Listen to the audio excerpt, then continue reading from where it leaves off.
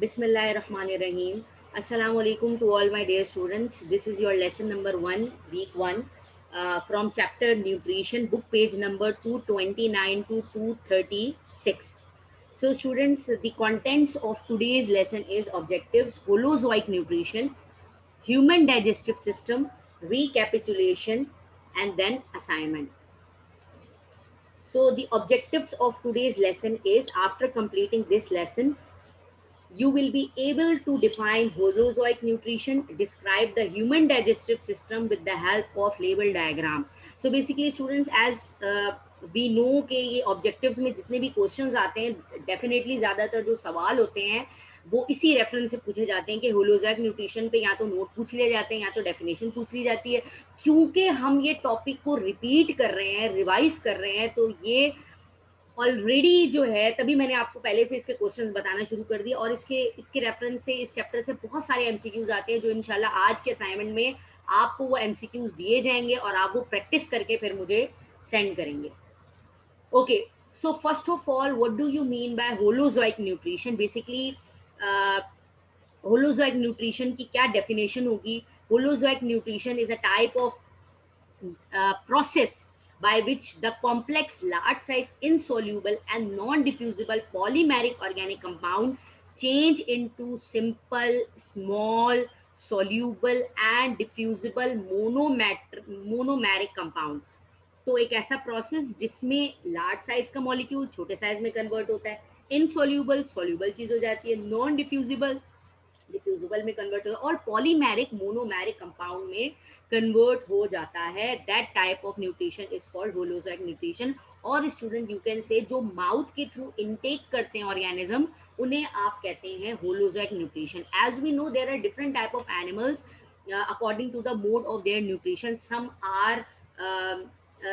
are absorptive, right? Some are parasitic. So in among them, human की example, या आप कह सकते हैं मैमल्स की एग्जांपल में आपके पास आते हैं holozoic nutrient containing organism. So there are, सिर्फ डेफिनेशन से ही काम नहीं चलेगा, but there are several steps of holozoic nutrition. So among them, the main steps of holozoic nutrition are as follows. There are basically 5 different types of holozoic nutrition. Number 1, ingestion. Number 2, digestion. Number 3, absorption. Number 4, assimilation. And number 5, egestion.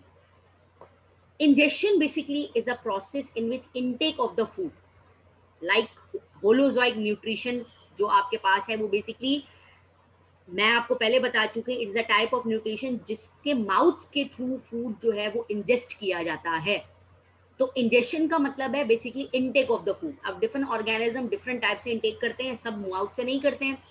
जैसे अगर मैं amoeba की बात करूं, as we discuss in our physical classes, this amoeba एक absorptive animal है। Amoeba जो है वो अपनी वॉल के आसपास जितने भी मैक्रोफेजेस ऑर्गेनिज्म होते हैं उनको इन्वेज करके जो है वो फूड को इनटेक करता है। तो अगर एक ऑर्गेनिज्म फूड को इंजेस्ट कर रहा है अपनी बॉडी के अंदर, तो उसे भी इंजेक्शन कहेंगे।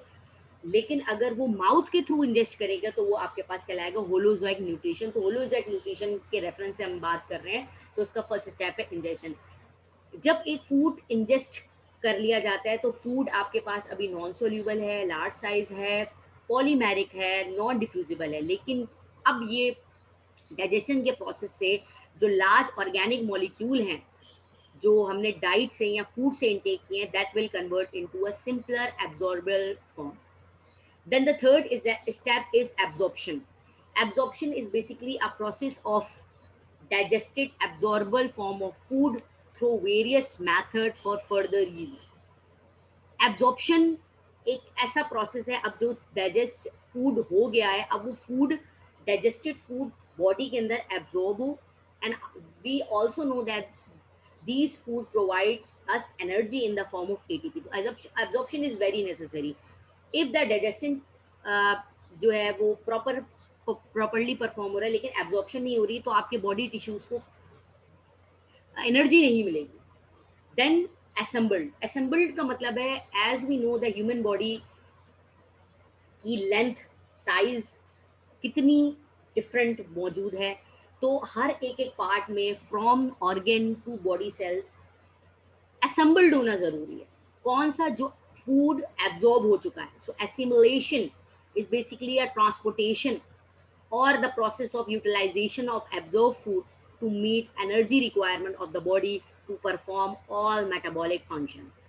And the last one, सारा जो फूड हमने खाया था उसमें से सिर्फ और सिर्फ 40 या 50 या ज़्यादा से ज़्यादा 60% आप कह सकते हैं वो एब्जॉर्ब भी हो गया, असेंबल्ड भी हो गया, लेकिन जो बाकी 30-40% है वो नाइट्रोजीनियस वेस्ट प्रोडक्ट है या एक्सक्रीटरी प्रोडक्ट है, जिसका रिमूव होना आपकी बॉडी में ज़रूरी होता है, फीसिस के फॉर्म में, यूरिन की फॉर्म में, और अगर वो आपकी बॉडी में रहेगा तो वो टॉक्सिसिटी बढ़ा देगा.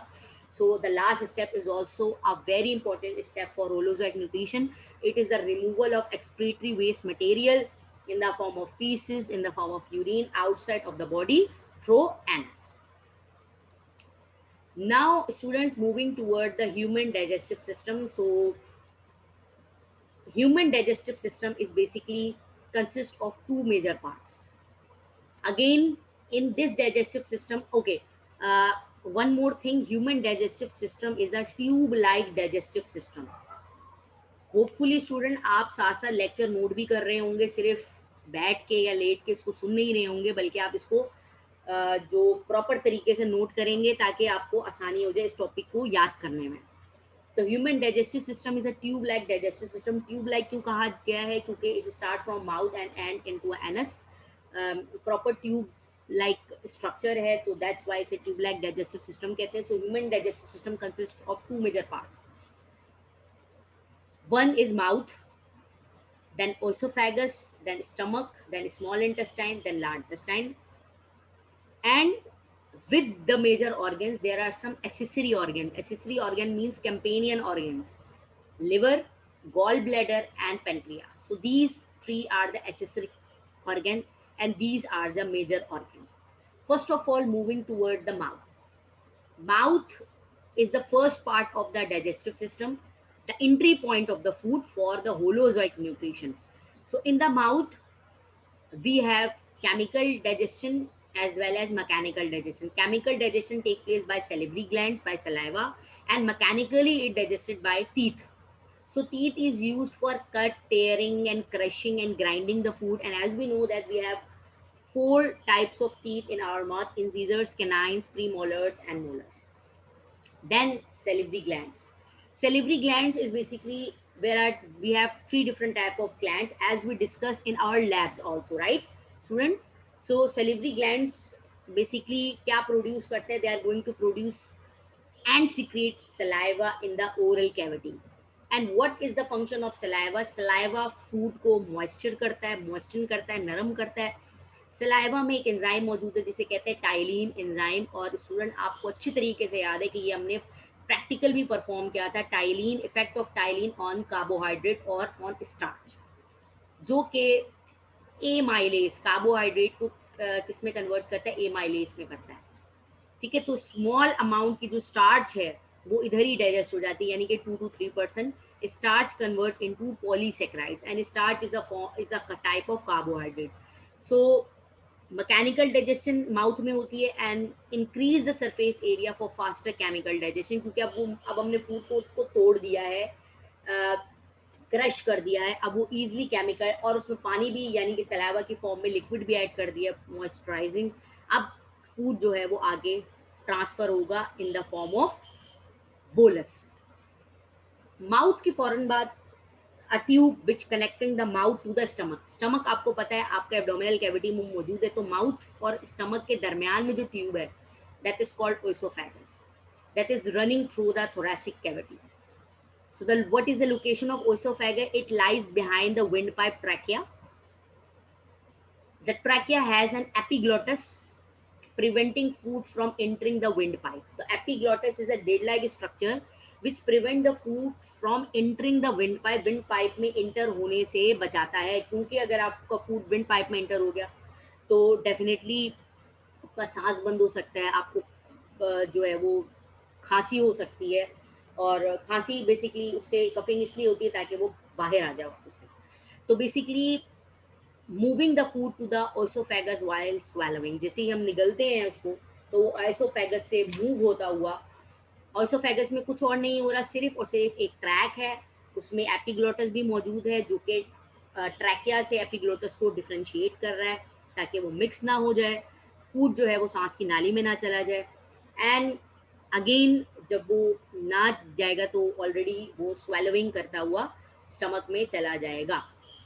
सो ओइसोफेगस में बेसिकली जो स्वेलिंग हो रही होती है वो इस तरीके से होती है, यानी कि ओइसोफेगस एक ऐसी वॉल है जो कि थोड़ी मस्कुलर है, जिसमें रिथमिक कॉन्ट्रैक्शन होती है, वेव लाइक कॉन्ट्रैक्शन होती है, उस एक्शन को आप कहते हैं पेरिस्टाल्सिस। पेपर में आपसे डेफिनेशन पेरिस्टाल्सिस की और एंटी पेरिस्टाल्सिस की पूछ ली जाती है। एंटी पेरिस्टाल्सिस अपोजिट प्रोसेस के जब स्टमक स्क्वीज होता है, तो यही प्रोसेस ऑपोजिट, क्योंकि यहाँ आप देख लें कोई वेल्व मौजूद नहीं है जो कि वन वे डायरेक्शन को प्रोसीड कर सकें, right. Then the function, the lining of the oesophagus secrete mucus, ये जो लाइनिंग है ओइसोफेगस की, ये कुछ और तो सिक्रीट नहीं कर रही, यानी कि कुछ एंजाइम सिक्रीट नहीं कर रही, but they are going to release mucus that is use for lubricate the food. और लुब्रिकेट का मतलब क्या होता है, फ्रिक्शन से बचा रहे, क्योंकि अगर फ्रिक्शन जाएगी तो वहीं अटक जाएगा फूड खाना, फिर आपको पानी के थ्रू अंदर निगलना पड़ेगा उसको। तो by nature they have the oesophagus, lining of the oesophagus have mucus. Next, oesophagus जो है वो फूड को स्टमक की तरफ लेके जाएगा। Stomach is a J shape muscular sac like structure. In the stomach we have inner fold, जिसे रियूब्ड कहते हैं, जिसका मेन मकसद क्या होता है, they are going to increase the surface area of the stomach. So the function of the stomach is to perform mechanical digestion. How, why stomach perform mechanical digestion, तो ये जो पार्ट है, ये जो पॉइंट नंबर 2 और point number 3 है function के बाद, ये आपसे रीजन क्वेश्चन का आंसर यहाँ लिखा हुआ है। How stomach perform mechanical digestion, यही पूछ लिया जाए अगर आपसे एमसीक्यूज में, रीजनिंग में, तो आप लिख सकते हैं by churning the bolus and mixing it with the gastric juices secreted by the line of the stomach. Stomach एक ऐसा स्क्वीज लाइक स्ट्रक्चर है जिसको आप वॉल्स जो है वो इंटरमिक्स होती हैं, और जो बोलस इसोफेगस से होता हुआ स्टमक में आया था वो पूरा इंटरमिक्स होता है स्टमक के अंदर। और स्टमक सिर्फ उसमें मिक्स नहीं करता बल्कि स्टमक जूस निकालता है, जिसे आप कहते हैं गैस्ट्रिक जूस। अब गैस्ट्रिक जूस में क्या क्या मौजूद है, गैस्ट्रिक के जूस में मौजूद है HCl, salt, enzymes, water and mucus. HCl का काम क्या है, फूड के अंदर जितने भी बैक्टीरिया हैं उनको मारना और फूड को मजीद तोड़ना। अब इतनी सारी चीजें जब गैस्ट्रिक जूस उस बोलस के अंदर मिलेंगी तो अब उस बोलस को आप बोलस नहीं कहेंगे बल्कि आप उसे कहेंगे काइम, एक पेस्ट लाइक स्ट्रक्चर बन जाएगा। देन एंजाइम्स इन स्टमक, अब आप देख लें कि HCl रिलीज हो रहा है, तो एंजाइम यहाँ पर एक एसिडिक एनवायरनमेंट जो है वो स्टमक में जनरेट हो गया है। HCl एक तो माइक्रोब्स को किल कर रहा था जो कि आपके फूड के साथ आ गया, और स्टमक की पीएच को 2 पे लेके चला जाता है जो कि हाईली एसिडिक है। And but we have mucus, and as we discuss in our physical classes, mucus is a layer which prevent the stomach from digesting itself, कि कहीं इस अपने गैस्ट्रिक जूस से एंजाइम जो स्टमक की वॉल्स है वो खुद ही डाइजेस्ट ना हो जाए, क्योंकि आपको पता है ये सारी वॉल्स जो है वो कहीं ना कहीं प्रोटीन से मिलकर बन रही है। देन पेप्सिन, पेप्सिन एंजाइम भी मौजूद था गैस्ट्रिक जूस में जो कि प्रोटीन को डाइजेस्ट करता है। प्रोटीन को किस में तोड़ेगा, पॉलीपेप्टाइड्स में तोड़ेगा। क्लियर है, तो प्रोटीन जो है वो यहाँ पर हो रही है। अब आप सवाल ये पूछेंगे कि मिस फिर कार्बोहाइड्रेट कहाँ होगी, तो अगर प्रोटीन सिर्फ हो रही है स्टमक में तो बेटा कार्बोहाइड्रेट ऑलरेडी सेलिवरी ग्लैंड्स के थ्रू जो सलाइवा निकला था उसके थ्रू ही तकरीबन हो गई थी कार्बोहाइड्रेट। अब we have different type of ends of the stomach, The first one is called cardiac sphincter and the second one is called pyloric sphincter. ये कार्डियक स्फिंक्टर और pyloric sphincter basically cardiac sphincter से oesophagus stomach में आता है और pyloric sphincter जब हो जाता है कंप्लीटली डाइजेशन यहाँ पे, so it move the food toward the duodenum, and as we know duodenum is the part of small intestine. So small intestine is responsible for the complete digestion of all macromolecules, क्योंकि आप stomach में उसको large को macro में convert कर दिया है, तो अब मैक्रो मॉलिक्यूल कंप्लीट डाइजेस्ट कहाँ होगा?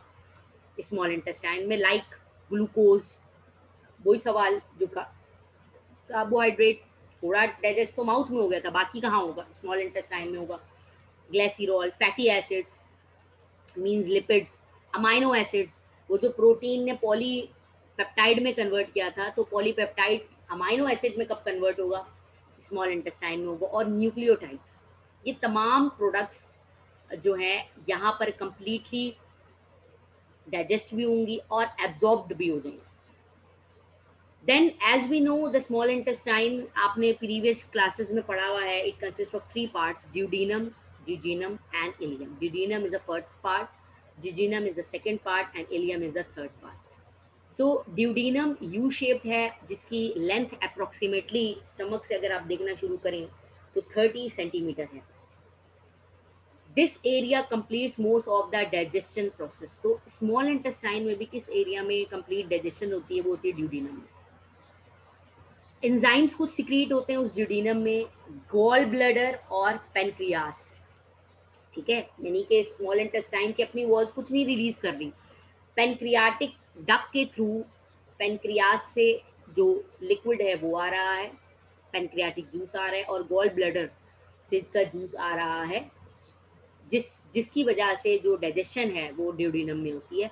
और ड्यूडेनम की जो वॉल्स हैं इनमें जो है वो फिंगर लाइक प्रोजेक्शंस हैं, और उन फिंगर लाइक प्रोजेक्शंस को आप कहते हैं विलाई और माइक्रोविलाई, जिससे उस इंटेस्टाइन का सरफेस एरिया बढ़ जाता है और absorption, the rate of absorption will increases. Then jejunum, jejunum is 2.5 centimetre long, यानी कि सबसे ज्यादा जो लॉन्ग थी वो ड्यूडेनम ही थी। Although some digestion is completed here, it has more villi and macrovilli. It's अच्छा, अब ड्यूडेनम में तो डाइजेशन हो गई, जिजिनम में क्या होगा? एब्जॉर्प्शन होगी। इसका मतलब ड्यूडेनम के बनिस्बत में जिजिनम में विलाय और माइक्रोविलाय और ज्यादा हो जाएंगे। Then ileum, ileum 3 metre long, इससे जिजिनम सबसे छोटी है, इलियम सेकेंड नंबर पे। इसके पास भी थोड़े से विलाय और माइक्रोविलाय मौजूद हैं, और इसका मेन काम क्या है कि वेस्ट मटेरियल को लार्ज इंटेस्टाइन की तरफ पुश कर देना, एब्जॉर्ब करना, मेन चीज़ को जो एब्जॉर्बेबल चीज़ है उन्हें एब्जॉर्ब करना, और जो वेस्ट मटेरियल है उन्हें आगे लार्ज इंटेस्टाइन में मूव करवा देना। देखिए जी, ये ड्यूडेनम यहाँ से स्टार्ट है। ये स्मॉल इंटेस्टाइन को स्मॉल इंटेस्टाइन इसलिए कहते हैं क्योंकि इसकी चौड़ाई कम होती है। अदरवाइज अगर आप लेंथ की बात करें तो स्मॉल इंटेस्टाइन देखें ज़्यादा लेंथ है अगर आप इसको ओपन करेंगे तो, और लार्ज इंटेस्टाइन की कम लेंथ है, ठीक है। Then the function of the small intestine, 90% जो डाइजेशन और एब्जॉर्प्शन है वो यहीं हो जाती है, बाकी जो 10% रह जाती है वो आपकी स्टमक में पहले हुई थी और लार्ज इंटेस्टाइन करेगा। So the main function of the small intestine is to absorb the nutrients and minerals from the food, और हमने बात कर ली है कौन कौन से मिनरल्स, प्रोटीन, कार्बोहाइड्रेट, ग्लाइसिरॉल, न्यूक्लियोटाइड्स, इन तमाम अमाइनो एसिड्स, इन तमाम को एब्जॉर्ब कर लेगा। Other absorb substance in the small intestine, water भी एब्जॉर्ब होता है भाई, क्योंकि आपको पता है आप पानी भी पी रहे हैं, फिर है ना भाई, खाने के साथ पानी भी पी रहे हैं आप, तो स्मॉल इंटेस्टाइन 80% वाटर को एब्जॉर्ब करता है, जबकि लार्ज इंटेस्टाइन 10% करता है। आपकी जितने भी बॉडी के इलेक्ट्रोलाइट्स हैं, यानी कि सोडियम, पोटेशियम, क्लोरीन, इन तमाम की भी एब्जॉर्प्शन यही हो रही होती है, और आप जो भी फूड के थ्रू वाइटामिन लेते हैं और दूसरे जो मिनरल्स ले रहे होते हैं, जैसे आयरन है, ये तमाम जो मिनरल्स हैं ये भी स्मॉल इंटेस्टाइन में ही एब्जॉर्ब हो रहे होते हैं। Then moving toward the large intestine, large intestine के अगेन 3 पार्ट्स है, caecum, colon and rectum. Caecum जो है वो फर्स्ट एरिया है, ये देखें आपको नजर आ रहा है। देन कोलोन, कोलोन जो है वो थोड़ा सा बड़ा एरिया है जिसके अगेन 4 पार्ट्स हैं। असेंडिंग कोलोन, ये देखिए जैसे मेरे माउस की मूवमेंट हो रही है, बिल्कुल उसी तरीके की डायरेक्शन है। Ascending colon, transverse colon, descending colon and sigmoid colon. इसको कुछ भी नहीं है, सिर्फ पोजीशन की बेस पे इसको नाम दिए हैं, ठीक है। देन आपके पास रेक्टम है, और हमें पता है लार्ज इंटेस्टाइन में वेस्ट प्रोडक्ट आगे की तरफ जा रहा है और एब्जॉर्प्शन होती जा रही है। 10% जो एब्जॉर्प्शन थी, जो स्टमक और लार्ज इंटेस्टाइन में होनी थी, वही हो रही है। Then finally the rectum. Rectum is 2.5 to 4 centimetre left over waste material collect there. जैसे ही वो कलेक्ट होता है तो रेक्टम एक्सपैंड होता है, और जैसे ही रेक्टम एक्सपैंड होता है तो वो एनस के थ्रू बॉडी से एम्प्टी होना शुरू हो जाते हैं। यानी कि रेक्टम जब भर जाता है फीसिस से, देन वो एनस की तरफ फोर्स फोर्स करता है, जिसकी वजह से एनस ओपन होता है, and as a result all the waste product will be delivered to the environment. So the function of the large intestine is again the absorption of water. 10% absorption जो है वो लार्ज इंटेस्टाइन की यहाँ होती है। Then the absorption of vitamin. Absorption of vitamin is basically beneficial for the bacteria, and most of the vitamin include vitamin K and biotin. Biotin is also a type of nutrient. Vitamin K और biotin के vitamin K जो है वो basically सबसे ज़्यादा absorbed होता है, ताकि ऐसा ना हो ना कि आपने फूड के थ्रू vitamin तो ली, अब आपके डाइजेस्टिव सिस्टम ने वो एब्जॉर्ब नहीं की और वो बॉडी से एक्सक्रीट आउट हो गई, तो इसका तो कोई फायदा नहीं होगा खाने का वाइटामिन। तो वाइटामिन जो हैं वो लार्ज इंटेस्टाइन एब्जॉर्ब कर रहा होता है।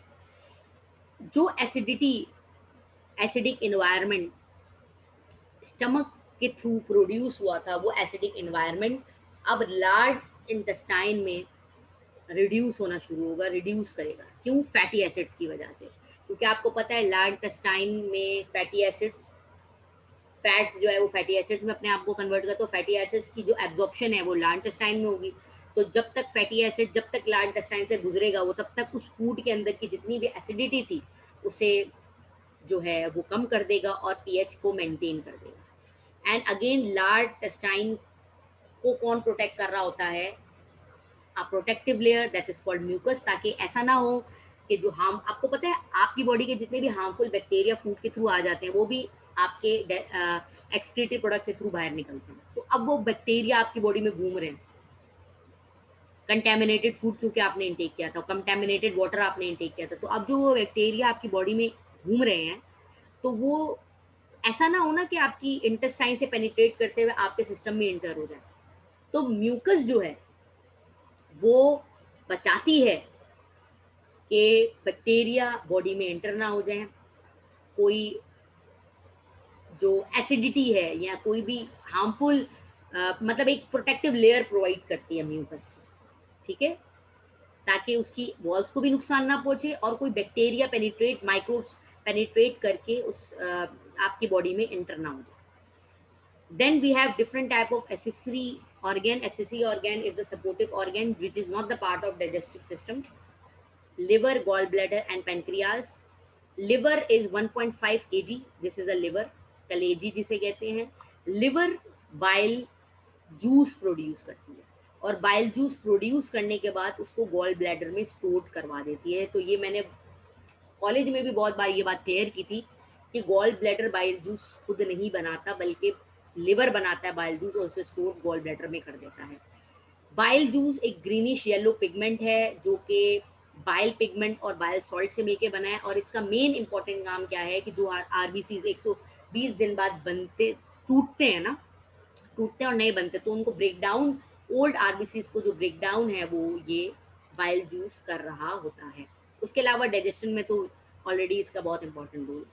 देन गॉल ब्लैडर जो है वो जूस सिक्रीट कर रहा है, and the function of the bile juice जो हमने पीछे डिस्कस नहीं किया, दैट इज एमल्सिफिकेशन। एमल्सिफिकेशन का क्या मतलब है? एमल्सिफिकेशन का मतलब ये है कि फैट अगर फैट डायरेक्ट एब्जॉर्ब नहीं होगी, फैट को भी फैटी एसिड्स में कन्वर्ट होना पड़ेगा. तो when fat is converted into a fatty acids by the process is called emulsification. Then pancreas pancreatic juice secrete करता है जिसमें बेतहाशा नंबर ऑफ एंजाइम्स मौजूद हैं और सॉल्ट्स मौजूद हैं. और सॉल्ट में कौन सा सॉल्ट मौजूद है? बाइकार्बोनेट आयन मौजूद है, जिसका में अब ऑटोमेटिकली सॉल्ट जो है अगर एसिड के साथ मिलेगा तो ऑटोमेटिकली वो न्यूट्रलाइज करेगा ना. So it neutralise the HCl from the stomach और पीएच को चेंज करके 8 पे लेके चला जाता है. अब 8 पे आपको पता है, अगर आपने पीएच स्केल आपको याद हो तो 7 से अबव इज बेसिक, 7 से बिलो एसिडिक. तो 8 पे इसका मतलब न्यूट्रल के करीब करीब ही है. ओके स्टूडेंट्स, सो टुडे हमने बहुत बड़ा एक इम्पॉर्टेंट टॉपिक कवर किया है in which we have discussed what is holozoic nutrition and what are the 5 steps of holozoic nutrition: ingestion, digestion, absorption, assimilation, and digestion. Then we have discussed the major organs of the digestive system, that is mouth, esophagus, in which in the mouth we have discussed mechanical and chemical digestion. Esophagus, then stomach, the function of stomach, the structure of anatomical structure, morphological structure, and physiological function, small intestine. Then we have also covered large intestine. Then accessory organs, we have also covered the accessory organs which is not the part of digestive system but help in the digestion, like liver, gallbladder, and pancreas. Liver secrete, liver produce bile juice and uh, stored in the gallbladder. Gallbladder secrete bile which contain different type of enzymes and salts. Pancreas release pancreatic juice which consists of many enzymes plus bicarbonate ion which is neutralize the acidity of the stomach. So student, this is your today's assignment. I am also going to share this document with you in your official class group. So आप वहाँ से देख के इसको करेंगे, पूरे assignment को करेंगे. We have 23 questions MCQs. So practice ज़्यादा से ज़्यादा MCQs की करनी है, because as we know that 50% of our official board paper according to new model paper is consist of MCQs. So these are the MCQs with option A, B, C and D. So you have to write A. If the answer is A, then you have to write obligate as well, right? A B C D पूरा नहीं लिखना आपने, सिर्फ A लिख के ही नहीं छोड़ देना, बल्कि A B C D complete पूरा आपने लिखना है.